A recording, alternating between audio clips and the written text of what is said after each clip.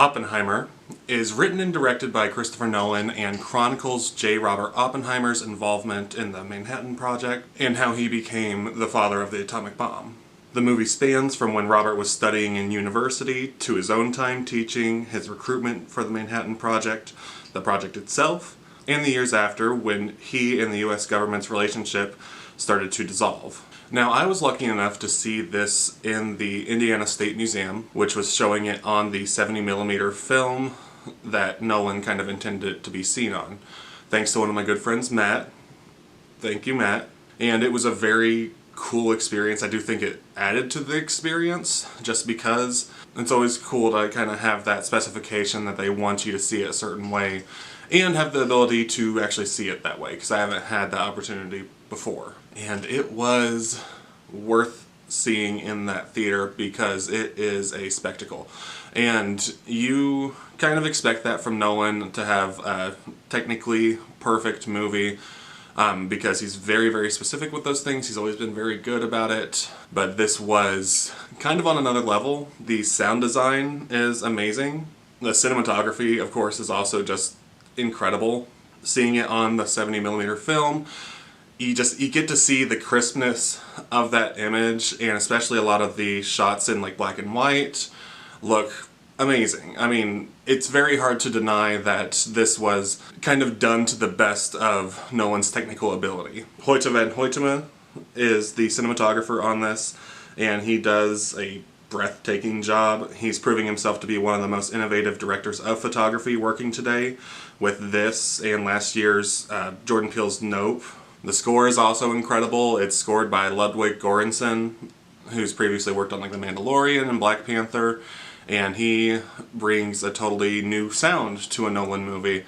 And I loved that he kind of did something different, because it does bring a different feeling almost entirely than a lot of his other movies. And Ludwig also does a lot of experimental stuff, and it was really, really cool to see some of those, or hear some of those tracks throughout the movie. And some pieces in there are just astounding. I'd be very, very surprised if this movie doesn't get a lot of the technical Oscar nominations once that kind of comes around, just because it's done so well. Göransson's score is impeccable. I've gone back and re-listened to some of those pieces, and it's amazing. So I would recommend listening to the score by itself, because it's worth it. It's really, really good.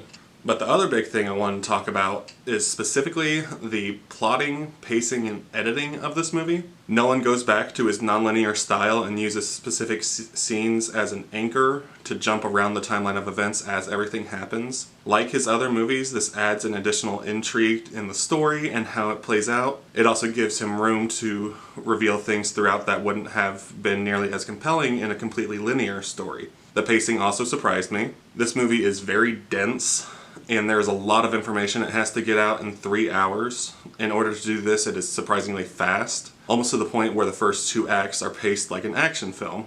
Nolan does a great job at establishing this underlying tension from the very beginning of the movie, where the building of the bomb is kind of a race against time. And he had me on the edge of my seat for pretty much the entire movie up to when the bomb is tested in the Trinity Project. It was a really cool experience to see that with a packed theater, because there were moments throughout where the audience, you could tell he just has their breath in those moments, and that's really impressively done for a movie that is mostly just about talking and kind of trying to give the audience as much scientific information as it can so you can understand what's going on. The editing is also phenomenal. Jennifer Lame is the editor on this, and she does a fantastic job of being able to make Nolan's plotting make sense, because sometimes his movies can be a little bit jumbled, and this one, it feels very streamlined, where you don't ever have any confusion in where it's jumping in the timeline and everything. And that is really impressive, considering, like I said, how much information is in there and how much it is jumping around throughout. Just in general, this movie is kind of a masterclass in filmmaking and editing. Now I want to talk about the thing that surprised me the most about this movie, and that was the writing. I haven't been a huge fan of Nolan's most recent movies, Dunkirk and Tenet, I kind of had the same opinion on both, where like they are great spectacle, but there's no real character to those movies. I like Dunkirk a little bit more, but I mean, that especially kind of didn't have much to say as far as characters go. And while this is based on real life, I loved the approach he took with making it a very intimate experience as you follow Oppenheimer throughout these chain of events. One of the main themes the movie tackles is guilt, and that is shown through Oppenheimer's actions. He comes from a very understandable reasoning for helping build the weapon. You understand his motivations. He's afraid of Germany and what they are doing to the Jewish people at this time. He is Jewish, and he's able to rationalize that if he doesn't help build the bomb, then Germany will be able to build it first. And while this by no means justifies his actions, you understand where he's coming from. And a choice that I really liked is that most of Oppenheimer or Cillian Murphy's screen time is in close-up.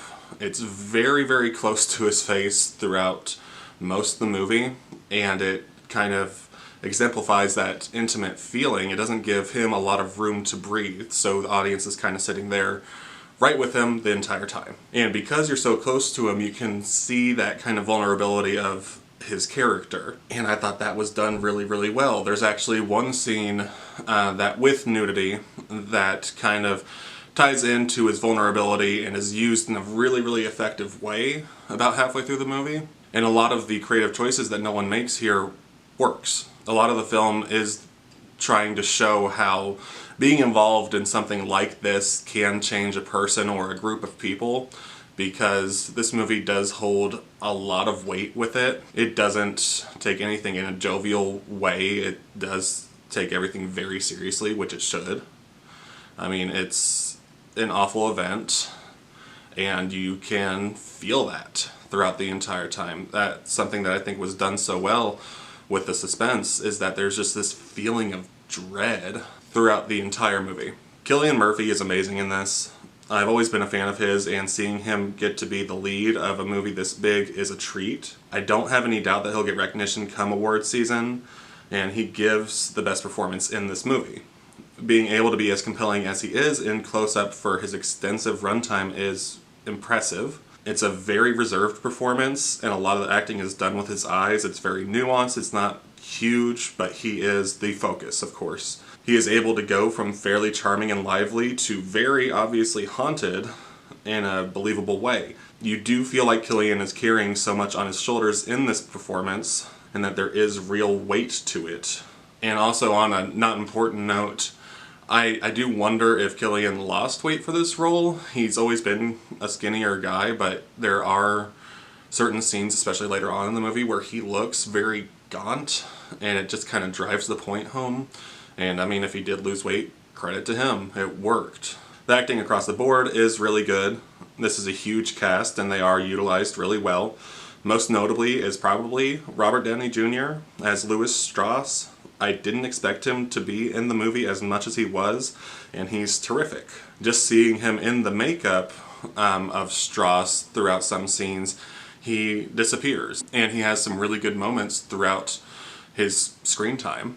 Other actors like Matt Damon, Emily Blunt, and David Krumholtz give good performances here. Specifically, the relationship between Damon as the general and Oppenheimer was really entertaining and gave the movie some needed levity in moments. My one big issue is that Nolan does fall into his own trope again of kind of underrepresenting female characters. Emily Blunt plays Oppenheimer's wife, and she spends a significant amount of the runtime kind of being the distraught character throughout. It's really kind of two-dimensional. She gets a lot more to do in the third act, and it works really well for her performance, but it's kind of the same thing for Florence Pugh. A lot of the movie kind of ties Oppenheimer's relationships to these women into his experience at the time, and it would have been nice to see that fleshed out more than it was, because I feel like ultimately those scenes could have been a lot more effective if they were fleshed out. However, the directing here is immaculate.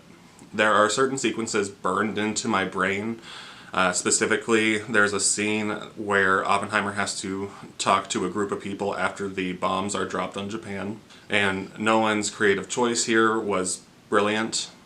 It sent chills down my spine, and it was probably the best approach to that, because I've seen some people talk about actually seeing the bombs be dropped, and I don't agree with that.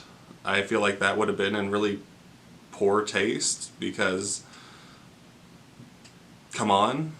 I mean, obviously, there is no justifying the bombs being dropped, and the movie kind of drives that point home. It does not try to justify anything. The one problem the movie might have is kind of lionizing Oppenheimer to an extent, but at this point I think that is kind of up to the public to interpret. The final scene of the movie really hits everything home by bringing the acting, directing, writing, and plotting together for an incredibly memorable final line and final few shots. My friend Matt made a very apt comparison to Memories of Murder from 20 years ago now, where that last moment just kind of like hits you. Yeah, it works really well. I mean, you leave the movie kind of mentally drained. Like I said, there's a lot of information that's thrown at you, and it is kind of exhausting to watch to some extent. So I don't see myself wanting to re-watch this as often as something like Barbie. But the fact that the movie had me so engrossed the entire time, when it's a very talkative movie and it's a courtroom drama throughout all of it, but it's paced like an action film and is probably a better action film than most action films coming out today. But of course there is kind of the comparison to Barbie with these two movies releasing at the same time. I do like Oppenheimer just a little bit more because the theater experience was amazing. But Barbie is easily the more rewatchable movie. But overall, I was blown away. Nolan exceeded my expectations because I expected something very competent and well done, but this is one of my favorite movies of the year, very easily. I could see myself going back to watch this every once in a while just to experience it again. But I will be rating Oppenheimer an A+. Now, what did you guys think of the movie? Let me know, and I'll be back with another video.